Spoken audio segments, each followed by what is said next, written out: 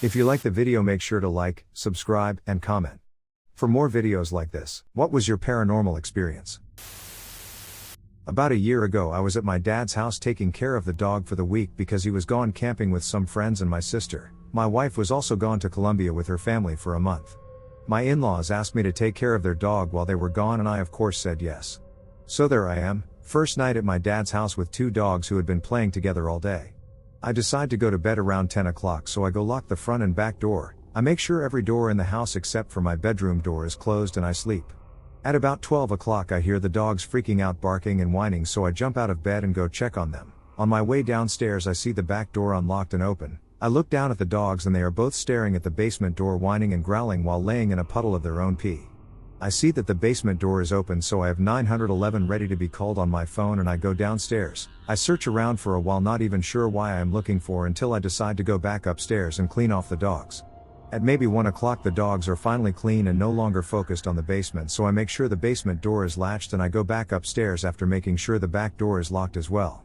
At about 2 o'clock I once again heard the dogs barking and freaking out, so I run downstairs. Once again I see the back door wide open. So is the basement door, but this time both dogs are staring out the window looking into the backyard. So this time I do not bother to go downstairs, I just close the door. I run to the back door and I close it and lock it as hard and as fast as I can. I go upstairs and I did not sleep for the rest of the night, but both dogs slept on the bed with me. After about a week my dad gets home and I ask him if we can watch his home cameras for that first night I was there. I had to wait for him to get home because I had no clue how to work it, and as we are watching I am just looking to see if anything or anyone even went near the house during the night. Oddly enough there was nothing. The only weird thing is that around 12 o'clock and 2 o'clock the back door randomly flings open with nothing going in or out. But the scary part is that from a different camera in the house we can clearly see me lock the back doors every single time. No issue with the lock any other day before or since then. I was visiting family and staying in a hotel with my boyfriend, husband now. The first night there we went to bed and I woke up in the middle of the night facing the window. I noticed there was a dark shadow in the corner of the room that looked human-shaped. After staring a while I realized it must have been a floor lamp, since that corner was kind of bare and that's the logical choice. I rolled over and went back to bed. The following morning I remembered this and turned to look into the corner where the lamp was, and there isn't a floor lamp there. The corner is bare. I mentioned it to my boyfriend and he went white. He told me that he woke up in the middle of the night because he felt like he was being watched and had to get up out of bed to go to the bathroom. I vaguely remember him getting up to try and shake the feeling. It still sticks with me in dark rooms. A couple of years ago I had a dream reliving one of my childhood experiences where I was playing with my cousin, and at the end of the dream when he was getting ready to go home, I said goodbye to him, and for some reason it felt different that time. A couple of days later he ended up passing away due to sudden death syndrome. Basically a heart attack, but he was 25, so it was very unusual. 3 years later to this day, every 2 to 3 weeks, I'm having very vivid dreams where I'm talking with him and having full conversations.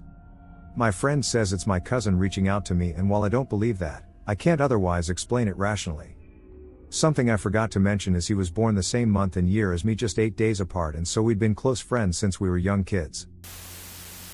An old friend told me this story. We will call her Rose. When Rose was a child, her paternal grandmother lived with her and her father. Granny had developed a small reputation of being someone who had dark spirits latched onto her. They lived in a small apartment, so Rose slept in the same room as her grandmother. She on one side of the room, Granny on the other side. One night, Rose couldn't sleep, so she ended up laying there, fidgeting and just looking around the dark and daydreaming of random kid stuff. No, kid shit. She stopped what she was doing because she saw 2 glowing yellow eyes on the back of her grandmother's head staring right at her. Steady. Not blinking. Her grandmother had her back turned towards Rose. Rose froze for a second and quickly pulled her blanket over her head and would peek from under it every 2 minutes or so, just to see if she was just seeing things or was this really real? Every time she peeked from under the covers though, the expression of the glowing eyes would look angrier each time. About 10 minutes later, Rose's grandmother called on her. Rose. Yes? Go to sleep. Stop looking at it. No further explanation was given whatsoever after that night, and no questions were asked because Rose was completely terrified. Like it was just a one-time thing, never to be mentioned ever again. Just as recently as this springtime I caught on to a local story about a young 19-year-old prostitute that had been here in a brothel for around 3 months and apparently shot herself in the head in 1889. I thought the story seemed sad, so I started investigating. It didn't seem anywhere near complete, and I kind of thought she was killed. I basically at this point believed that she was murdered by her husband, who had tried ditching her in several other cities previously. I tracked down her grave and started cleaning it up, and I tracked down the location of where the building was that she was killed.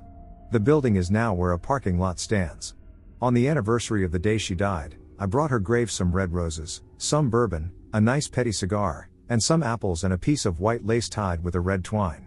It was a hot day out and I had a bit of lunch sitting there and a drink of bourbon and a cigar. I felt a cold breath on the back of my neck and I turn around. There's a crow in the tree and it's doing those weird chirps and bouncing its head up and down. I thought that was an odd moment, I must admit. I literally asked, "Is this you trying to tell me something?"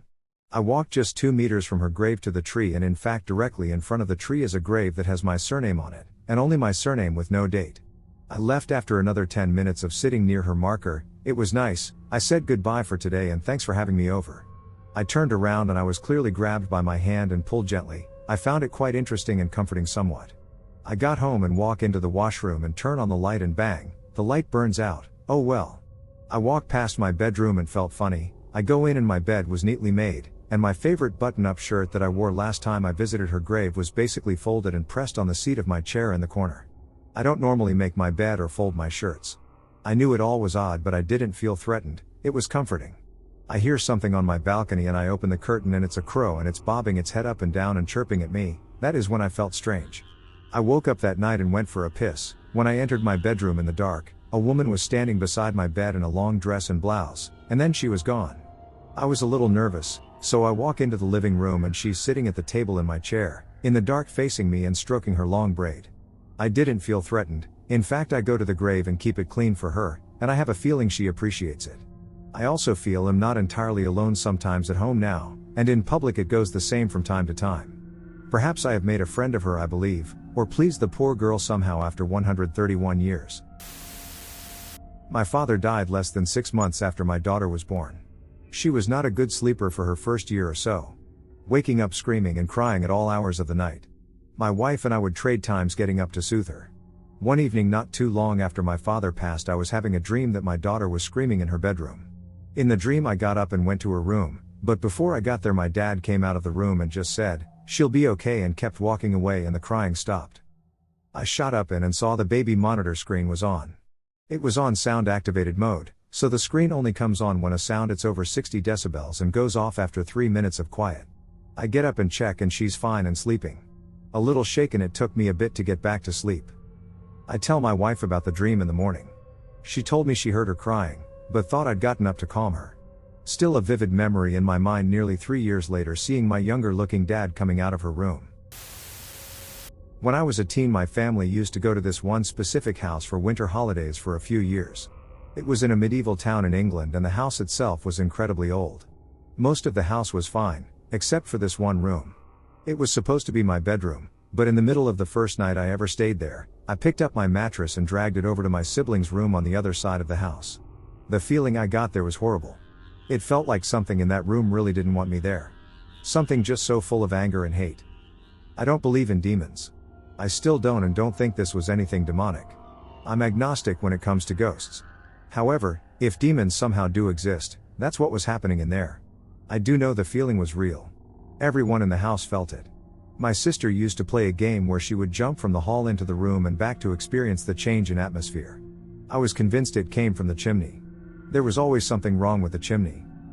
Because it's a medieval town in England, obviously there are a lot of ghost stories. My mum has a book full of them. One of them concerns the exact street the house is in and talks about a ghost living in a fireplace. I don't know if it concerns a different house, but it's a pretty spooky coincidence. I used to work at a summer camp with a pretty deep wood spirits feeling. There were all types of superstitions, which I put stock in not as a belief in them, but as a form of my own prayer to nature, I suppose. There was one trail that was particularly notable for its spiritual feeling. Staff Trail featured such legends as the Watcher, Guide Tree, Coyote Stump, and other known but unfound parts of this mythology such as Deer Tree. There was also an alleged mountain lion on the camp. My buddy and I were coming back from a night off, and it was one of those silent, heavy nights in the pines. One where the moon doesn't exist, and you can feel the sound of your footsteps in the hollows of your soul. Every word I said felt like it resonated into nothing. My friend and I set out from the camp building where we had talked to the bosses, and immediately they turned to me and say, "I don't like this." My heart was pounding, and I wordlessly agreed. He pulled out a small Bluetooth speaker, put on a Bruno Mars song to fill the viscous air. I whipped out a flashlight and roved the trees. As we rounded the corner onto Staff Trail, where Guide Tree sits, we tapped it as tradition dictates. Instantly I felt my stomach drop. Cold sweats, the whole enchilada. My friend next to me looks equally horrible. As I'm roving my light, I suddenly catch a neon blue glint ahead of me on the trail, next to the most respected artifact, Coyote Stump. I flash the light at it again, and it's clearly two eyes, fixed perfectly still on us. I turn to him, he whips out his light, and what looks like a mountain lion's face pokes out from the darkness at us. We back away until out of sight and sprint to the bosses down in the camp building. With them in tow, we walk back up the trail. About 10 minutes later, we arrive there with more lights in tow. Lo and behold, not the lion we had seen, but a deer with the same blue eyes is standing there looking us down, frozen in the stillness of the night, unmoved from where it had been. At that moment, our boss, who put some stock in the camp spirits, turned to us as though taken by some alternate force and asks my friend and I if we wanted to follow it. The deer just waited, as if our answer decided its actions. We had both had enough, and our boss seemed to snap back to reality. The blue reflection in the deer's eyes seemed to change to yellow, and it bounded off into the woods. I have never forgotten the uncanny way my boss spoke in that moment. Alone in the wilderness, but for the parties attached to whatever spiritual transaction I was within. I used to work for a company where working overtime and staying at the office overnight to finish reports for clients was normal. One particularly grueling night, my teammate and I decided to sleep in one of the meeting rooms. I lied down on the floor, with a shawl over the carpet, turned on my side, when I suddenly smelled a strong, fragrant scent, as if perfume was sprayed right in front of my face. I asked my teammate who was at the opposite end of the room if she smelled it too, but she said no. I stood up and tried to locate the source of the scent. It was baffling since the door of the meeting room was closed and when I checked, no one was outside. It could not have come from the aircon vent since the air conditioning in our building gets turned off at 7 p.m. and it was around 2 or 3 a.m. already. Puzzled, I lied down, but then I smelled it again. As strange as it sounds, it frightened me, and it might have been obvious to my teammate because she called my name and asked me to sleep beside her. Days after, in the middle of a conversation with my teammate, she quietly asked if I wanted to know what I had smelled that night. Nervous but curious, I nodded. She said a ghost followed us inside the room and lied down beside me. Its face was directly in front of mine. Not mine, but a girl who I went to high school with. We'll call her Sarah. When Sarah was a girl, her mother was friends with a psychic. When Sarah's mother first introduced her to her friend when she was a baby, the friend told her mother something along the lines of, "I have a feeling that Sarah is going to be unlucky." Her mother was like, "What?" and always found it annoying that she would say something like that. Anyway, in high school, everyone ate lunch in this big quad in the middle of campus. Whenever something would get thrown like food, tennis balls, etc., it would often end up hitting her.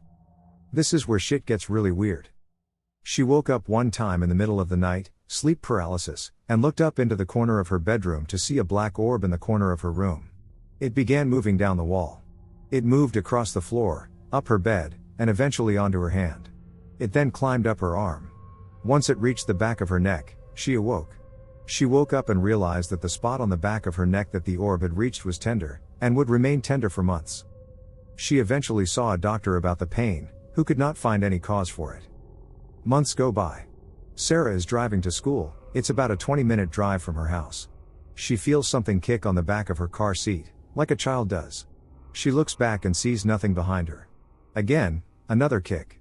She starts to freak out, and again, another kick strikes the back of her seat. She began to cry in panic. She eventually got to school, and was understandably really shaken up. She eventually asked her mother if she could meet with her psychic friend for help as everything that was happening to her was really stressing her out. Her mother seemed skeptical but agreed to let her meet with her friend again. Sarah met with the psychic, but had not yet told her about the pain in her neck. The psychic friend asked Sarah to relax. She looks at her for a bit, then walks around behind Sarah and places her hand on the back of her neck and says, "It's right here, isn't it? I am Native American, I'm Oglala Lakota, Navajo, Apache, and Cherokee. I know this sounds like lots of tribes, but most of my Cherokee blood comes from my mother's side and the Western blood comes from my father's side. All in all, I am a half indigenous person as far as blood is concerned, although I'm a full-time, culturally involved Native American individual. My girlfriend is also, she is Chickasaw. When it comes to the area of the country that I live in, you don't run across very many Native people. This leads to most natives in this area knowing most natives in this area. There is one of these natives who worries me to the core. He's a very old Indian who has been all over the country and settled a stone's throw away from a river in a small shack with 2 dogs and 1 cat. He seems like an innocent old Indian man, but he's very dangerous and he is not good people. I've only been to his shack once. My girlfriend used to be good friends with this old fellow because he seemed like an innocent old native elder. At some point she let him borrow something, and a long time after realizing this person was bad news, she needed it back. We jumped in the car and went to pay this old man a visit for the sole reason of getting her charger back. We drove down the winding, beautiful roads of Middle Tennessee and onto a farm. We got out and he wasn't at home yet, so I walked around his front yard. There was an old dog chained to an umbrella next to his food and water, a derelict old pickup truck that hadn't driven in a long time with a really skinny cat hiding underneath it, and a little chicken coop. The whole place gave me a great amount of discomfort before he ever arrived. And knowing that this man did very bad medicine on people didn't help my nerve. He bragged about being able to kill a car on the road with his medicine. He also bragged about being a shapeshifter. At some point I noticed the old dog chained to the umbrella began to have a panic attack, and the skinny cat under the truck no longer wanted to feel the embrace of a human hand and retreated back into the unreachable refuge of the truck's rotting drive shaft. I didn't know what had caused this sudden shift in nature's mood, until I looked down the dusty gravel road and saw a beat-up old Dodge pickup round to the corner and make its way toward the shack. He got out and invited us inside. The shack was cramped and somewhat smelly. I still don't know how 2 people live there, he and his wife. The pit bull in the kennel inside the shotgun shack was losing its mind, so he let it out into the yard. He gave us a biscuit recipe, showed off his drum that plays itself at night unless it has a blanket over it, and invited us outside to talk for a minute. Once outside he told us of how he used medicine to kill several people a long time ago. His eyes were dead. He had cold black eyes that had a silver ring around them. The only person I've ever seen like that. My girlfriend and I left right after that with her charger. A couple weeks later I was coming home at about midnight. My car has hid so I can normally see pretty far at night. As I made my way down the gravel road that leads to my driveway and into my driveway I didn't see anything. I got out of my car and went to my passenger side door to get something out of my seat. That's when I noticed a huge, scraggly canine as tall as my mailbox standing in the gravel. All my hair stood on end like I had just been electrocuted. Where was it a second ago when my lights were in that same spot? It was locked into me. I yelled at it, and it walked a little further down the gravel keeping an eye on me. Then it began to walk toward me. I yelled again and grabbed something from my seat, and when I turned around it was gone. No noises. Just gone. That's what it's actually like to encounter a skinwalker. It's a whole lot more than a twig snapping. But also less sometimes. So, back when I was still in college, I liked to go for long walks in the late hours of the night. Regardless of the time of year, I wouldn't miss unless I had something important the next day that I had planned. The night I saw it, it was in the middle of winter, it was cold, but not unbearable. I was walking back home on a sidewalk next to my local gas station when all of a sudden in a field across the street, I could see what appeared to be a black sphere with a sort of violet glow around it come out of the ground. I was about 100 yards from it and could make it out clearly, meaning this thing had to be big if you were to stand next to it. I was frozen as if someone had paralyzed my legs. I couldn't believe what I was seeing. The sphere continued to go up and down, in and out of the ground, until finally it went back into the ground never to be seen again. To this day I'm still not sure what that thing was or what its purpose could have been, but I remember reading somewhere that I may have been a spirit orb trying to warn me of something bad, hence the black color. Different colors mean different things apparently. I used to work for one of my university's departments that got moved into the empty building on campus. They decided they needed our former space in a relatively full building used mostly for gen ed classes for another department that they were creating. So we got moved to the old library, which hadn't housed a department full time since like 2006. This was 2017. Anyways, most of the building has been remodeled. The only part that remains of the library are the old stacks, 5 levels of them. Most of the books in there were moved when the library was moved about 50 years ago, and most of the rest were put in the university archives for storage. But not all of them. Some extremely old, outdated books never left. And these had come from the original library in campus, which was located in what was the only building in the university for the first 40 years it existed. The university's first librarian was hugely dedicated. Our current library is named after her. She died in 1921. And she's said to still inhabit the books or something. Moving in, Being a kid from the area and a huge fan of this university, I knew the stories. Never believed the legends. Some professors refused to work there, doors would slam shut, papers and books flying off shelves, cold chills randomly throughout the place. We moved in with no fanfare and no issues. But the old stacks were undergoing some renovations, and while normally locked and strictly off limit to students, you could get in every once in a while. Naturally, I did. Mostly out of curiosity, just to see what was in there. Last day of finals week, I decided to look around. May 2018. Still had 2 years working there, so figured I'd get acclimated to the building. Wandering into the basement, the lowest level of the stacks is unlocked, so, naturally, I went in. Just to check things out and see. First and foremost, the lights crackled on. They weren't stable and flickered a lot. And it was hot. The ventilation in this building was ass back then on the floors with people in them, and it's no better now. So it's hot and stuffy. And walking into the main stacks, the lights are no better. Spotty. Very warm. Lots of odd noises all over the place, ancient books, and forgotten small fossils, of shells and tree twigs and stuff, from the geology department. I had to be the only person left in the building by this point. It was about 5:30 p.m. as the semester was ending, so I wasn't going to be found. But it was uneasy. I didn't feel like I should be there. Moreover, I felt like something didn't want me there. It's nothing I'd ever felt before or since.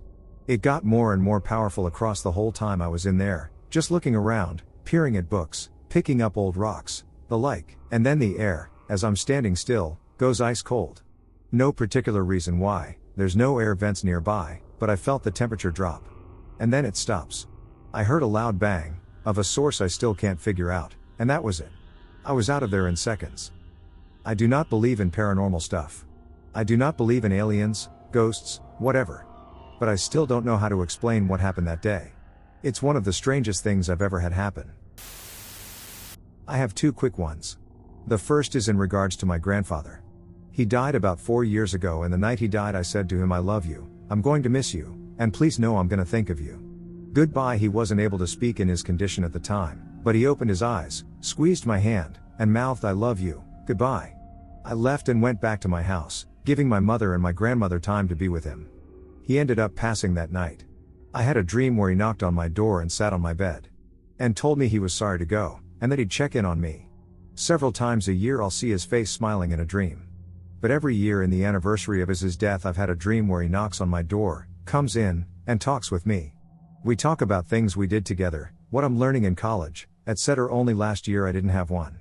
I also got married this year, and the night after my wedding he came and apologized for missing my birthday, and said that he wanted to save his visit this special occasion.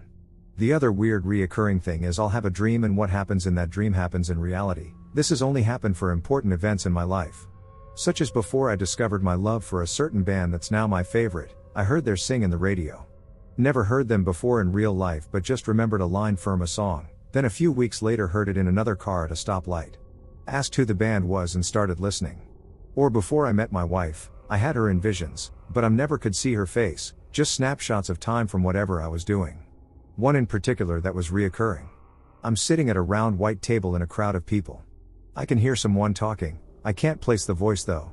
I look up at a bird flying overhead, and when I look back down, my uncle is looking at me from another identical round, white table. I had this one so many times I wrote down a description of on a piece of paper which got mixed in with other papers of mine. Years later I'm at my wedding. My cousin, who is also my best man, is giving his speech. My wife is next to me. I see a crow fly overhead and look down to see my uncle, sitting at a table across from me. Exactly like the 5 seconds from the dream. No explanation for it. Believe me or not, I really don't care, but I believe there's more to the human mind than the brain, and that there's more to death than the cease of existence. I did paranormal investigation for several years till my health crapped out on me. I've had more than my fair share of paranormal experiences. One that really sticks out to me is this graveyard outside Miami. It was a mid-20th century graveyard where they buried the children of a natural disaster, hurricane-based flood. The kids' parents were immigrants and were too poor to afford a proper grave site, so they all banded together to get one piece of land for burial of all the children. Local people, family members and those looking to pay respects, put toys and such on the gravestones to this day. As we investigated and the night turned into day, we noticed that the toys would switch places and swap poses on action figures. During quiet times we'd all notice faint lights just off in the distance, about 50 feet ahead of us, leading us someplace. The graveyard was about a half-mile away from anything considering civilization, so there wasn't a way in my mind that those dancing faint glows were human in origin. Then there was the giggling. Just random children giggling. We got very little of it on anything digital, but we all heard it. It was like they were playing with us between the lights, action figures, and the giggling. I was very sure that the group wasn't lead anyplace though. People have been known to disappear if they follow the lights too far, according to several locals. I tend to believe them considering the terrain alone. Gators, wetlands, missing people, all make for dangerous trek alone. Add in some sort of paranormal element and you have a recipe for disaster.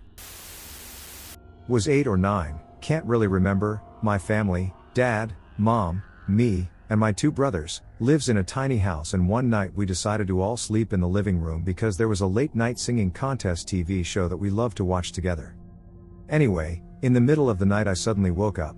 Everybody was fast asleep next to me, I was in the middle, between my 2 brothers, but from the darkness of the house, I could just see a female figure was sitting on the sofa in the adjacent room brushing her long hair. My immediate thoughts was, what the hell is mom doing brushing her hair in the dark? I turned to my side, trying to fall back to sleep, when I saw that my mom was still sleeping next to my brother. At this point, my half-asleep mind suddenly remembered one crucial detail about my mom: her hair was short. A cold shiver went down my spine as I immediately went inside the blanket, trembling in horror until I was able to go back to sleep, not sure how long it took. The next morning I told everybody what I saw, but nobody believed me. I like to photograph cemeteries, not out of any spooky motivation but just because I find them beautiful. There's one on the way from my house to my mom's, an 8-hour trip, off a 2-lane rural route I take so I can skip part of I-95. My husband and I drove by it for years, and one day we had enough time to stop. It was about a half-mile of dirt track through the woods to get to it, and suddenly we turned a corner and the cemetery was just there, sitting in a clearing with a few traditional trees like cypress shading the stones. It was bigger than we expected and must have served what was once a large family community for generations, but now it's more or less the only thing out there for a while in any direction. We pulled up in a level grassy area in front of the cemetery to park. I didn't even roll up the windows or lock the car, it's so isolated, pulled out the cameras and started taking pictures. I'm kneeling awkwardly trying to get a good shot of a headstone without being on top of the grave when behind me someone says howdy, in a friendly southern accent, and a man steps into view. I greet him, my husband pops out from behind the huge cypress tree and does the same, at which point the man gets to chatting in that casual way southern culture has. He asks if we're related to anyone buried there, and we say we aren't but just enjoy photographing graveyards, and have passed by the tiny sign leading to this one for years and always wondered about it. He says he's related to the family in one of the larger, fancier plots, gesturing to it, and talks about the history of the place for a while, telling us about the different families and the history of the area. It's pleasant conversation, the air is full of birdsong and it's a sunny, beautiful day. After we finish we say goodbye to the man and he wishes us well on our trip. We get into the car and start back down the dirt road to the main road, at which point my husband remarked how our car was the only one there. There was no sign of a bicycle, motorcycle, or other form of transportation, and there aren't any houses nearby at all. I agree, and we drive on. We haven't been by there in a few years, but I wonder if we'll see anyone when we stop again. In 2012 my family moved to North Carolina. The last house we lived in had a demon or shadow person in it. The main event that still gives me nightmares now and then today, I had woken up one morning and found out the power was out, so I went to ask my sister about it. She's 12 years older than me, and she said our parents went out to get the electricity transferred back to Michigan or something. So, power is out, and our parents aren't home. 10-year-old me decides to take my DS and go play a racing game while laying on my parents' bed. Their bed was more comfortable than mine, which was in the master bedroom across the house. The master bedroom doorway goes right into the kitchen and dining room area. This is important. This next section, I remember so vividly still. I was laying on my stomach, playing Cartoon Network racing, and I just suddenly get this feeling and a voice in my head saying pause the game and look up, so I did, and when I looked up I think I stopped breathing. Looking through the doorway into about the middle of the dining room where it turns into the kitchen, there was this tall, I'm talking about 7 feet tall or more, and my dad is 6'2", shadow figure, but it wasn't a solid black, it had lights and darks for depth. It looked like a 3D figure just made of darkness. Half of its face looked like it had been blown off with a shotgun, the skin was peeling away from the skull, strands of muscle keeping the sheet from fully flopping down. It was the time of day where sunbeams were coming through the skylight too, going straight through this thing.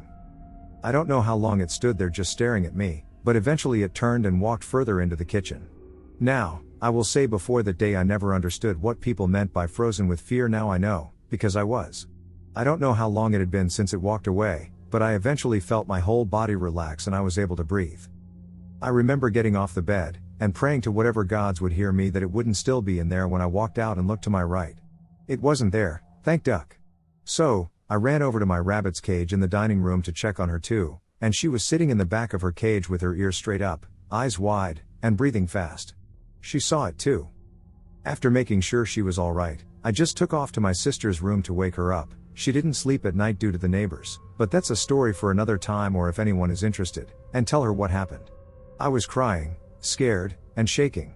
Luckily, my sister said I could sit in her room with her while she slept and play my game quietly at the foot of her bed until our parents got back. I haven't seen that same shadow demon thing since, and I hope it stays that way.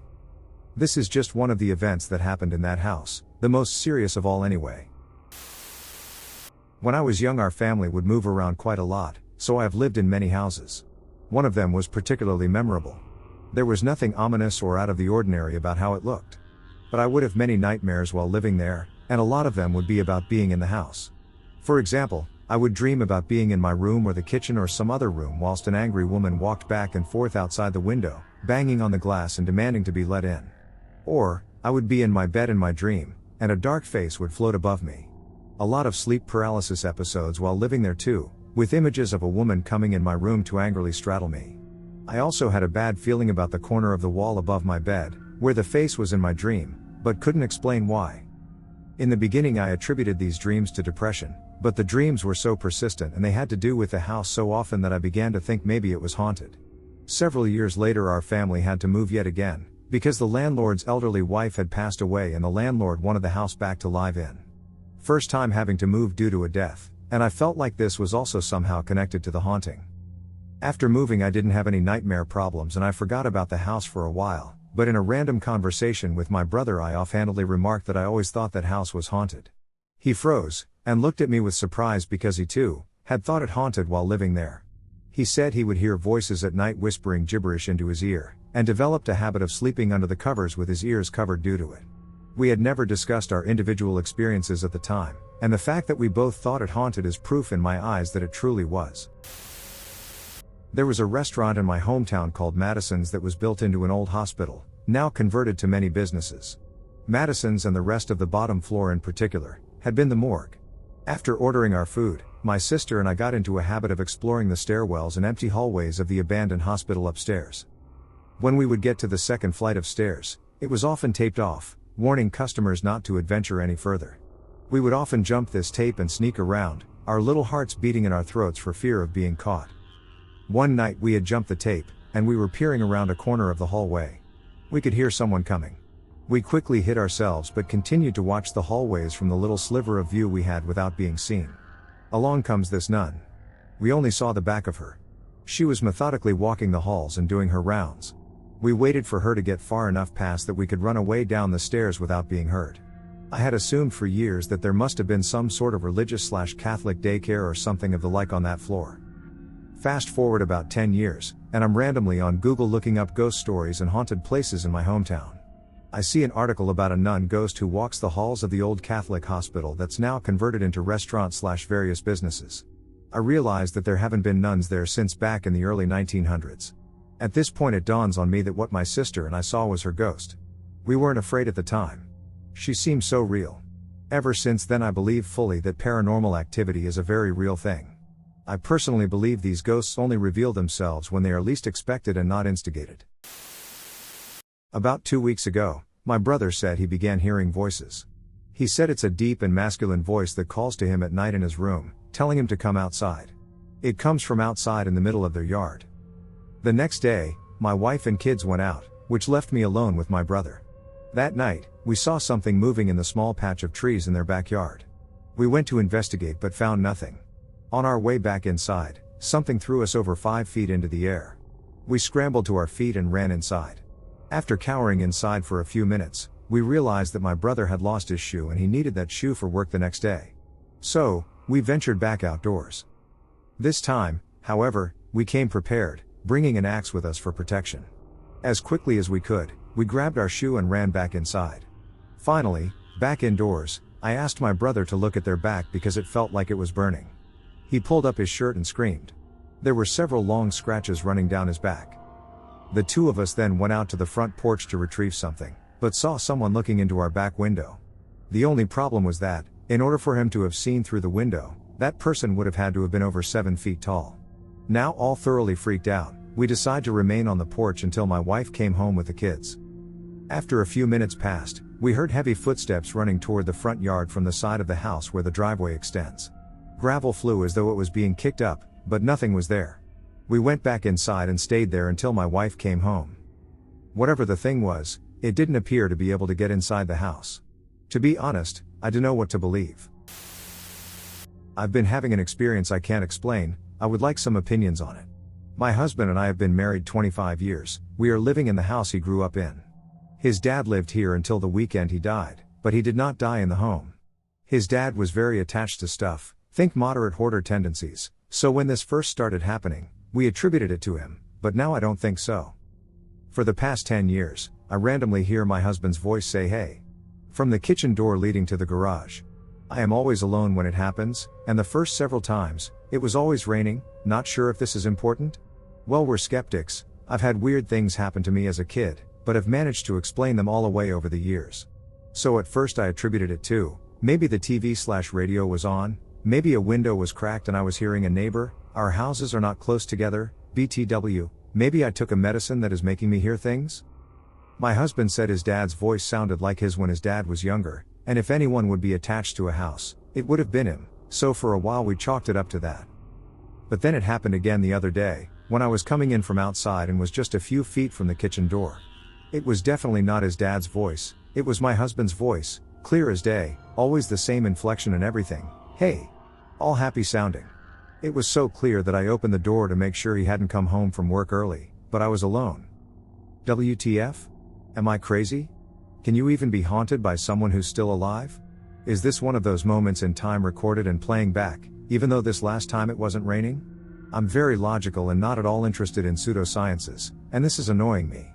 It has never made me feel afraid, it actually makes me feel warm and loved inside when it happens. Thoughts? About 17 years ago, I met this woman, let's call her Nicola, through a mutual friend. Initially she was just getting out of one physically abusive marriage, which produced two lovely, humble and helpful girls, and some years later, her second husband was now emotionally abusing her. She confided in me over the years and we grew close enough to the point where we realized we loved each other, and once we said it, realized we had to act on it. Planning her escape gave her hope, and even though she was still living with her husband, they had a young son together, she was checked out of her marriage, bar the paperwork, with everything stuffed into a big pink suitcase, her preferred color, and she was ready to leave. I was over the moon as she was more than worth the wait and wanted to start our relationship off right, so booked us a trip to NYC for Valentine's Day. A week before, she goes radio silent, but I get one brief message that husband is being difficult and threatening. On the Sunday evening before we leave, one of her daughters calls me. Not a regular thing at all. Mum's passed, she says. I reply, on the trip to NYC? No, she says, crying, Mum killed herself. My world stopped. The next 24 hours were a blur. I somehow got up the next day and went to work. I got there and a colleague noticed I wasn't my usual self. This new relationship had put a massive spring in my step. I told him what had happened and he hugged me and sent me off to the communal kitchen while excusing my absence to our daily 9 a.m. meeting. Our kitchen was remote and only used by outsiders, non-office residents. Once a month for training, we had big classroom type offices. They would bring their own coffee, tea, biscuits, mugs, etc. to use with our facilities. As I walk round the corner, I see a pile of mugs, mostly boring pale colors, but at the front is one massive pink mug. I approach and this mug has the name Nicola written across it. I broke down into an ugly mess of crying and laughing, looked up and said, Jesus, it's barely been 24 hours. You think I'd need a reminder of you that quickly? I grew up in rural America, middle of nowhere, surrounded by woods, no neighbors for a mile in any direction. I liked to wander the woods and play in my imagination with my collection of swords, some wood, some real. My dad would pay me and my friends if we ever killed a venomous snake while out and about, so sometimes we would go snake hunting, although we never found much, maybe like 3 to 4 copperheads over the years that this practice took place. We were mostly just dicking around and any snakes we found were incidental. Anyway, my friend and I once went out for a late night snake hunt around midnight. We got to the edges of my family property and dove into some heretofore unexplored woods. Needless to say, we got a little lost, but with our flashlights, swords, and teenage hubris, we weren't at all scared, we were just having a good time. While trying to orient ourselves in these dark woods, we heard a knocking, like something solid smacking a tree, wood being knocked together. But it wasn't sporadic, like a buck or hog smacking its antlers/tusks on a tree. It wasn't random like trees being blown about by the wind and knocking into each other. It was a very deliberate and evenly spaced rhythm, knock, knock, knock, knock, and it was loud, intentional. My friend and I looked at each other with our flashlights, simply said to each other, "Run," and hauled ass in the opposite direction of the noise. We made it to the nearest road in maybe 5 minutes of frantic running, bleeding from thorn vines and out of breath. The knocking didn't follow, although we had heard its continuation when we started running until we got too far away. We went back during the day and scoped out that portion of the woods with the sun on our side. We never found any evidence of human habitation and never figured out what could have possibly made the noise. We didn't go near those woods at night anymore.